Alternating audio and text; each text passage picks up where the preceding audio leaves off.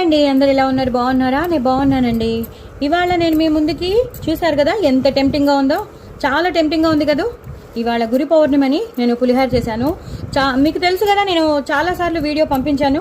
మామిడికాయ పులిహారది పంపించాను, అలాగే చింతపండు పులిహారది కూడా నేను పంపించాను. ఒక్కసారి మీరు వీడియో నా నా నా ఛానల్లోకి వెళ్ళి చూస్తే మీకు తెలిసిపోతుంది. సో చాలాసార్లు పంపించాను కాబట్టి ఇవాళ మాత్రం నేను షార్టే పంపిస్తున్నాను. చూసారు కదా, యాజ్ టీస్గా నేను మిరపకాయలు వేసేసాను, అలాగే చాలా పెద్ద పెద్దగా చీల్చి పచ్చిమిరపకాయలు వేశాను. మెయిన్ ఏంటంటే ఆవబెట్టి పులిహార చాలా చాలా బాగుంటుందండి. ఆవపెట్టిన పులిహార. అలాగే చింతపండు రసంలో నేను మరగబెట్టేటప్పుడు, చింతపండు రసాన్ని బాగా మరగబెట్టేటప్పుడు ఉప్పే కాకుండా కొంచెం బెల్లం కూడా వేస్తాను. అప్పుడే మనకి గుళ్ళో పులిహార టేస్ట్ వస్తుంది. సో డూ ట్రై ఇట్ అండి. ఒక్కసారి మీరు చేసుకొని చూడండి. ఒక్కసారి బెల్లం తగినంత, ఎక్కువ బెల్లం కాదు, కొంచెం బెల్లం, ఒక పెద్ద నిమ్మకాయ అంత బెల్లం తప్పకుండా పడుతుంది మీరు చేసుకునే దాన్ని బట్టి.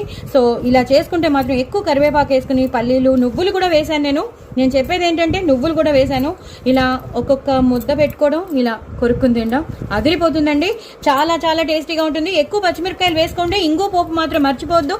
అసలు ఇంగు పోపుని మీరు స్కిప్ చేశారంటే మాత్రం నేను ఒప్పుకోను, ఎందుకంటే ఇంగువే అంత ఫేమస్ దీనికి.